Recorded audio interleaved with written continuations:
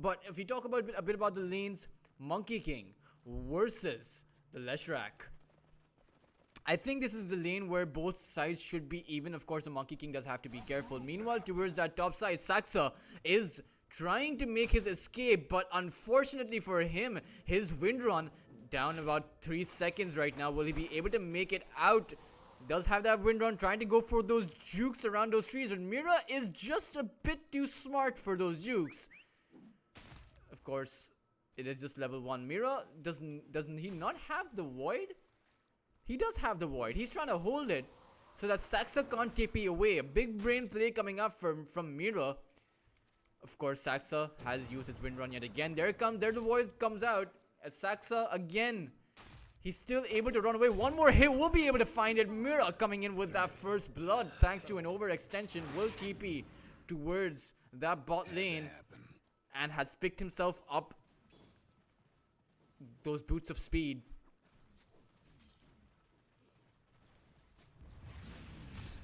Nature's Prophet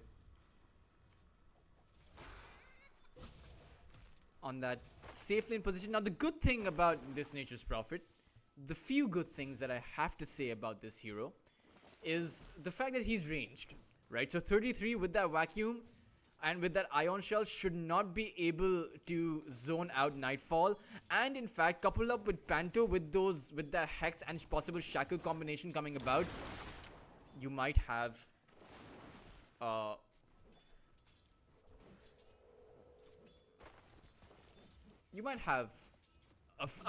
fair bit of kill potential. Meanwhile, towards that bot side, I don't think that Aurora will be able to get any kills onto Duraccio, right? He's an Abaddon, and meanwhile Whitemon can just dive away if he's ever in any kind of danger. Oh wow, those are a lot of creeps as Duraccio is trying to go for those denies. Whitemon in a bit of trouble, will find that dive out, but taking a lot of damage from those towers. Of course, has the Duraccio at the ready with that shield.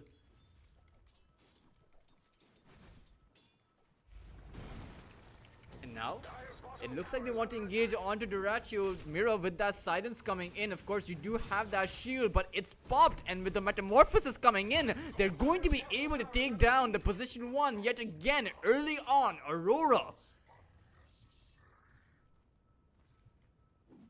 just 2 steps ahead of their opponents here,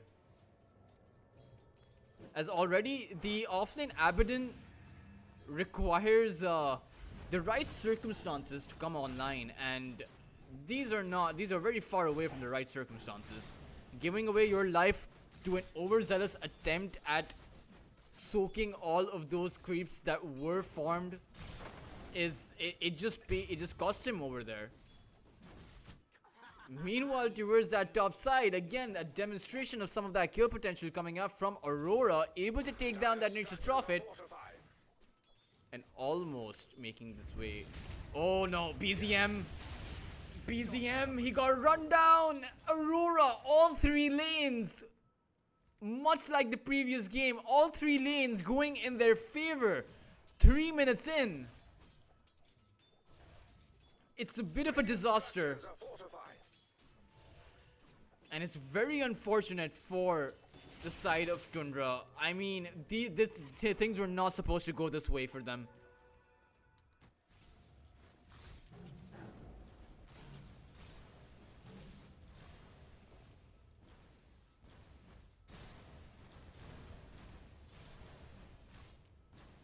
Things were not supposed to go this way at all.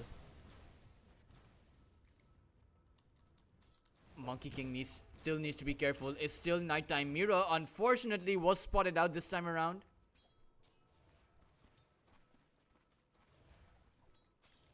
So, at least with the 5-minute mark coming about, you won't have that Night Stalker kill threat, right? So, BZM should feel safer or safe enough to farm. But oh, look at this. Wow. Even the illusions coming in, but there is Panto coming in from behind. There's the Hex, there's the Shackle. LORENOF is here, but this time around Saxa's here won't be enough. BZM will fall yet again. Down 2 deaths in this mid lane, 5 minutes in, as a successful... Hey guys, Dr. Tultras here. Just wanted to pop by to thank you for tuning in and remind you all to hit that subscribe button and follow me on my Twitter to support my journey as a broadcast analyst. Safe from the Shadow Shaman. Very nice little outplay there from Aurora. Just recognizing that when the daytime comes about, Tundra are going to feel just a little comfortable.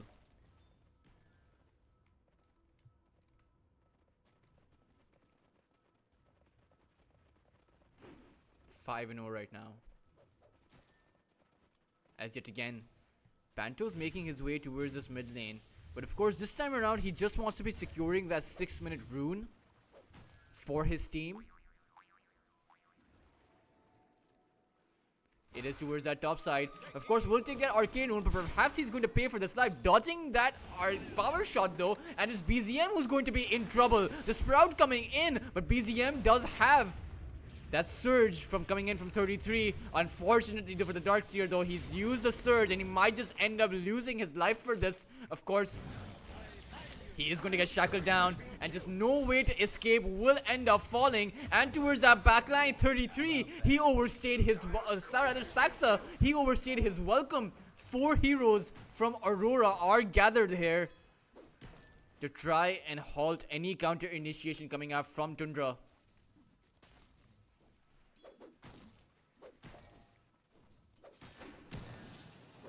BZM on towards that mid lane. Will he be able to get that kill onto Mira? In fact, he will find that kill, but perhaps this was an overextension. You only found that support, a 284 gold going. But he might just lose his life for this. The reconnect coming in.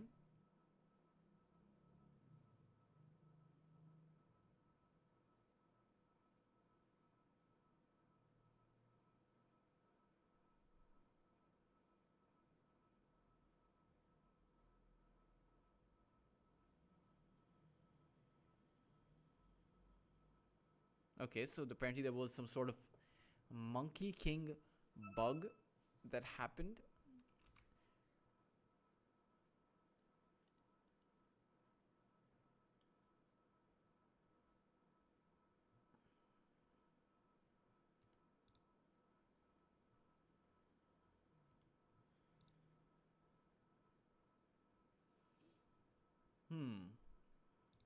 As the go call does come about.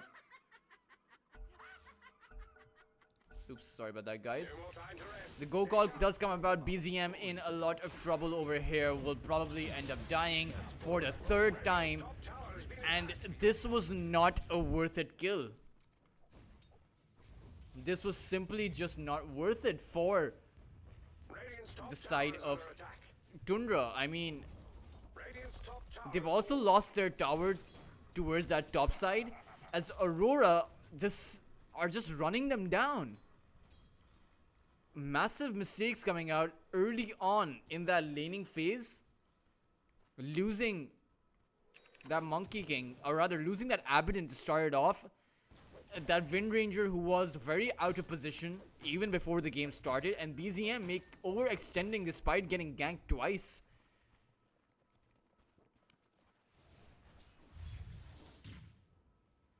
As we have yet to see the supports making their own rotations. A hefty amount of stacks created, as it seems like Aurora, they want to be stealing some of these stacks. But where is the defense going to come from? Vacuum wall placed down, as this should mean that LORENOF should back away just a little bit. But as I say that, he's content is holding his ground. Of course, Tundra are able to hold on towards those ancient stacks. Of course, Mira doesn't have his level 6 up, so he can't go in. But this time around, Tundra, they are well prepared. Nice shackle on towards Panto, but still, there's no follow-up for these shackles. Keep in mind, for Tundra, outside of the Darkseer coming in with a vacuum combination,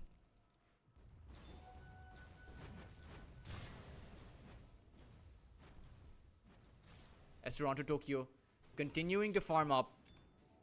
65 lost hits up for Nature's Prophet, 60 lost hits and 57 for the Darkseer and Abaddon respectively. Duraccio is recovering and is actually making his way towards Radiance, which is going to be pretty slow. I mean, this is going to be a 16 to 17 minute Radiance coming about from this Abaddon unless he gets a few kills.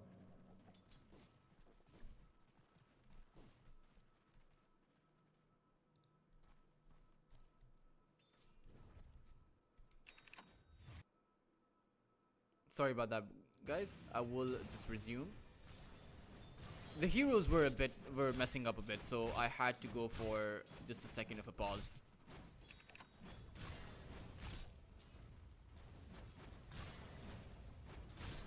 Duraccio, yeah, he seems to be farming up quite nicely, but it's in fact the Leshrac who's on that dominating streak, almost having his ATOS up. We should have it in the next minute or so. Finds an invisibility rune.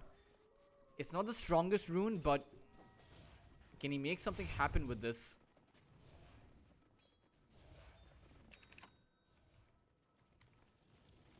Again towards that mid lane. Dire's top tower is under attack.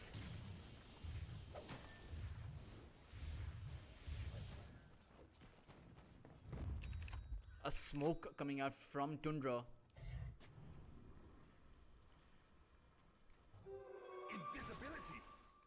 And now towards that triangle, the smoke going to be broken by Whitemon. But the chase, is it going to happen? Oh, the Wukong's command from BZM on towards Panto and LORENOF. It got them by surprise. They returned the Phoenix Egg to pop as well as Panto, the first casualty of this. LORENOF just simply decides to back away.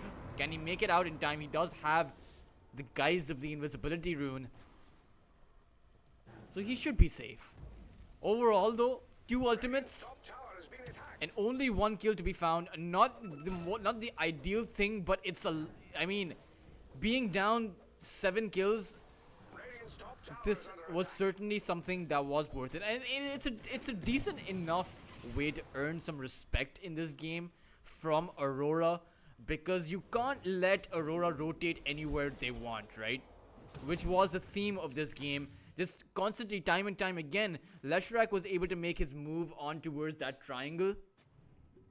This time around, though, they weren't able to do that.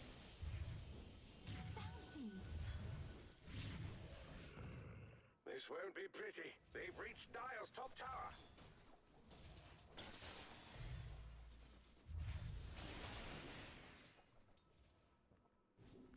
Bot side. They've got Mira out here though. He does have that Void and that Silence and Toronto Tokyo that is nearby, but is it going to be enough? Whitemon has that Sunray, but the Sunder of course is going to be enough by Toronto Tokyo, and now LORENOF is coming in. Panto though is right behind LORENOF, but can they make anything happen? Mira will be the first casualty of this as Duraccio activating that borrowed time on towards LORENOF. The shackle, it caught the Leshrac, but the return from Panto, the shackle to hold BZM in place, and the Ether Shock to take him out. So far, it's a 2-for-1, make it a 3-for-1, as Toronto Tokyo will also fall. Aurora, this time around, are the ones that are going to be collapsing from a botched team fight, from a botched initiation. Tundra consolidating their position, not letting Aurora dictate the pace of this game.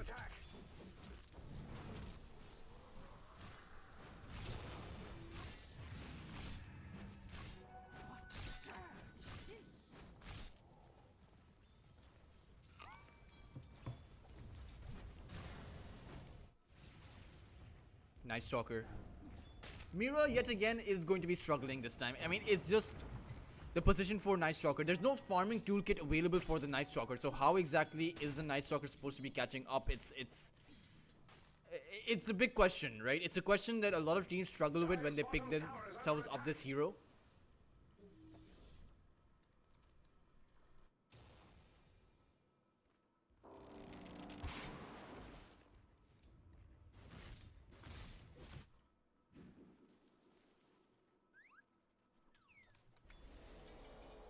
Six and 8 right now, as the game has turned static and Aurora are the ones that are afraid right now. Nature's Prophet simply just has a Maelstrom to his name. Of course, though, over on that top side, the Atos revealed by LORENOF, and Panto coming in with that shackle on towards that Monkey King is going to be a quick and easy cleanup. BZM to fall. And the Wisdom Rune, or rather Shrine of Wisdom, going to go in favor of Aurora. On both sides, I believe.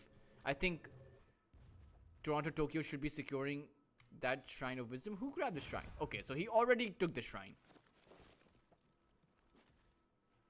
Mira on towards that Phoenix. Radiant's middle tower is under attack.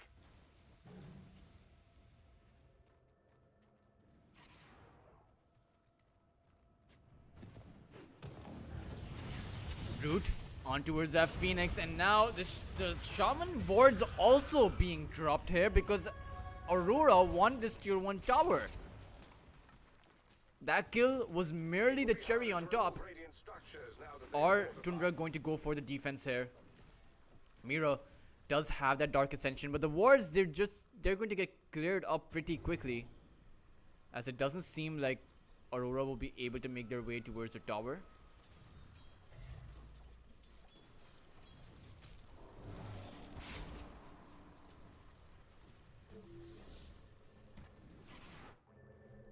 They are going to make their way towards this Tormentor though, and it doesn't seem like Tundra are going to be going for any kind of contest. But they are going to be looking for the trade. The Glyph going to come out. Nice Stalker though, living, getting a bit too close for comfort there. But of course, it is the mid-side attempt on towards this tier 1 tower that Tundra really want in exchange for this Tormentor. It's not exactly worth it because the shard, it gives away 1400 net worth. Right, the tower only gives away, I believe, 400 or 500. How much is it? Oh, I love this part. I didn't exactly see how much. I think it's around 75 gold each, right? So it gives around nearly 500 gold. Or 350 gold if it's 75. Not even 350. It's I can't do the maths on that one, guys. I'm sorry. Okay, I gave up on the maths there. Monkey King. They were trying to spot out Panto, but he has TP'd away. Meanwhile, towards that mid side, LORENOF getting close to his scepter. But what are the items for the other team? What are the items for this Darkseer? He has a pipe and a halberd at the ready. Meanwhile, Abaddon does have that 16-minute radiance, so very nicely done by him despite of the awkward start that he had.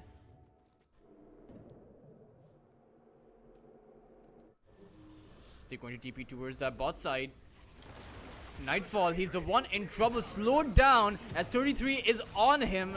Of course, Duraccio will be able to clean him up. The weaknesses of the Nature's Prophet are obvious for all to see, as he simply doesn't have anything to fight with. Once the Nature's Prophet is caught, they can't do anything.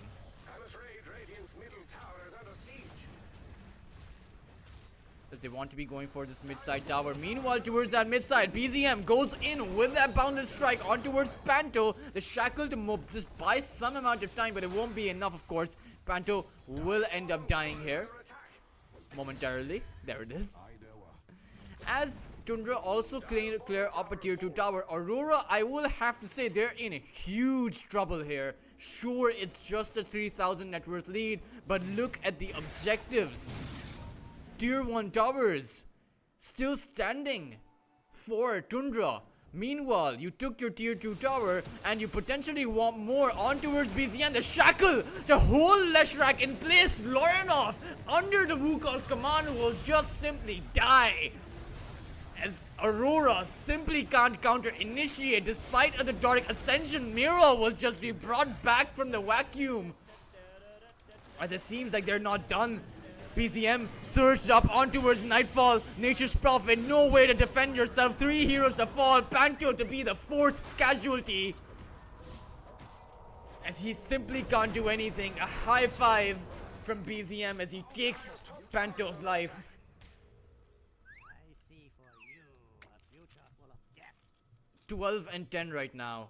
Oh man. This won't be pretty. They've reached Dial's top tower.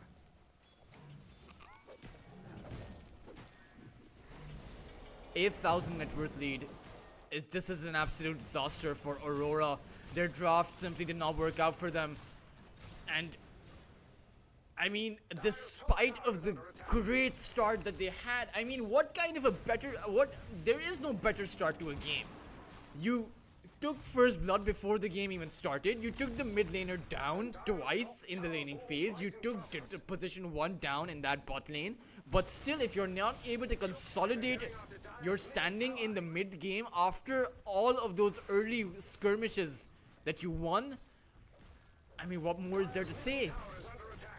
Tundra will be able to take down this tier 2 tower towards this mid side. They've taken down all 3 tier 2 towers. The base exposed for Aurora. And look at this, Tundra. With a 10,000 net worth lead, they march on ahead towards that high ground. 20 minutes in. Wind Ranger. With that shard, on towards Panto. Abaddon does have that borrowed time at the ready. Interesting to see why no Abaddon so far in the meta right now has chosen to skill up the Coil of Mist.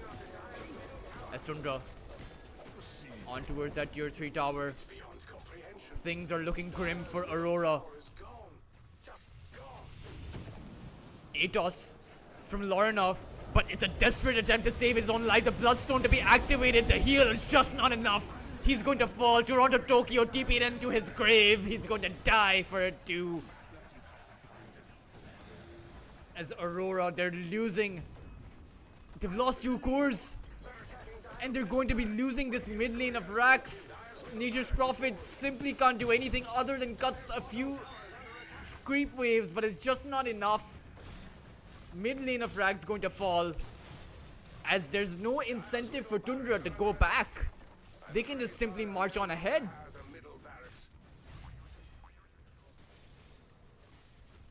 On towards the tier 3 tower, towards that bot side.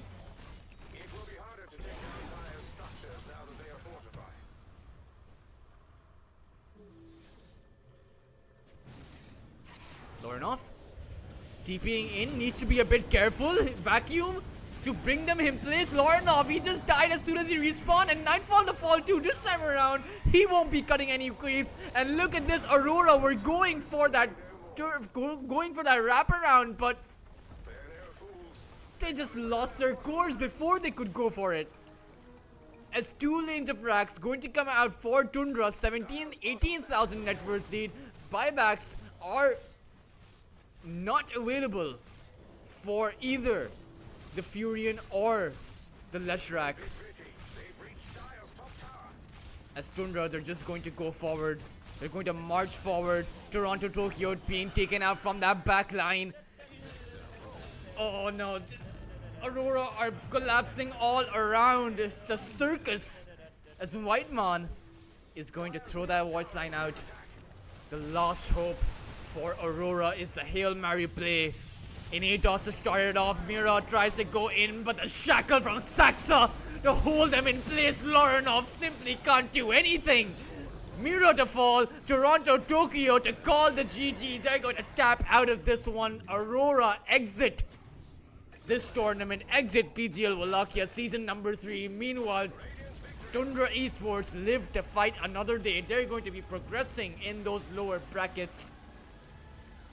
What a series coming out, and what a stomp from Tundra, both in game number 1 and in game number 3. Oh man, that was absolutely masterclass coming out from Tundra, I will have to say.